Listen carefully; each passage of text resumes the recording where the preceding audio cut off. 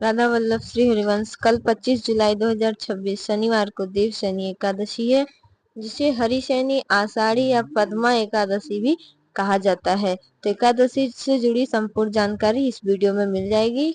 इसी दिन से चातुर्मास का आरंभ भी माना जाता है। तो पूजा कैसे करनी है, पूजा विधि संक्षिप्त में हम आप सभी को बताएंगे।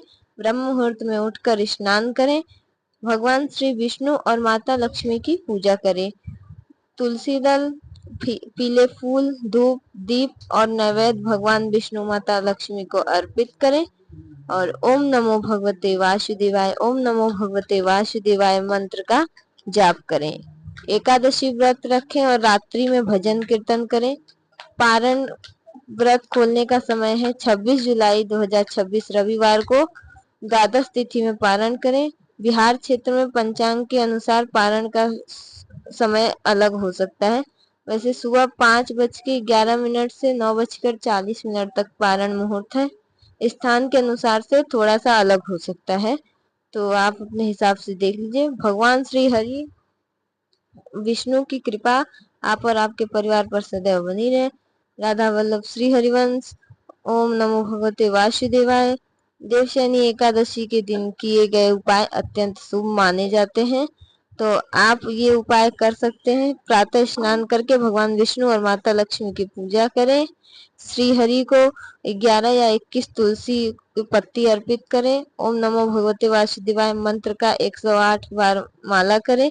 भगवान विष्णु का सहस्त्र नाम या गीता जी के एक अध्याय का पाठ करें। घी का दीपक जलाएं, भगवान विष्णु की आरती करें। गरीब या जरूरतमंद को अपनी श्रद्धा के अनुसार फल, वस्त्र या दक्षिणा का दान दें। जितनी आपकी सामर्थ्य हो उस चीज का आप उतना दान कर सकते हैं। यदि संभव हो तो दिन भर सात्विक उपवास रखें और रात्रि में भजन कीर्तन करें।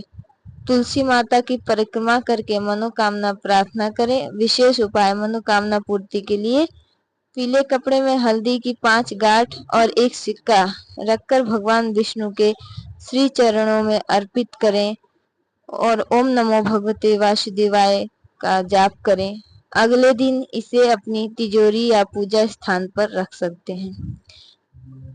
इसे शुभ और समृद्धि का प्रतीक माना जाता है। भगवान श्री हरि विष्णु आपके जीवन में सुख, शांति और समृद्धि प्रदान करें। ओम नमो भगवते वासुदेवाय मंत्र का जाप कल पूरा दिन अवश्य करें। देवशयनी हरिशयनी एकादशी की कथा क्या है, इस वीडियो में जानते हैं। प्राचीन समय में एक धर्मपरायण राजा था जिनका राज्य सुख समृद्धि में था। एक समय राज्य में वर्षा बिल्कुल नहीं हुई, अकाल पड़ गया और प्रजा बहुत दुखी हो गई।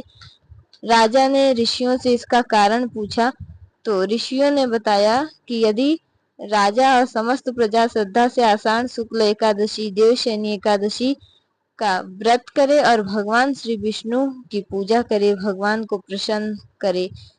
राजा ने पूरे राज्य के साथ एकादशी का व्रत रखा, भगवान विष्णु का पूजन किया, भजन कीर्तन किया और दान पुण्य किया। श्री हरि की कृपा से शीघ्र ही उस नगर में वर्षा हुई, खेत लहराए उठे, लौट आई।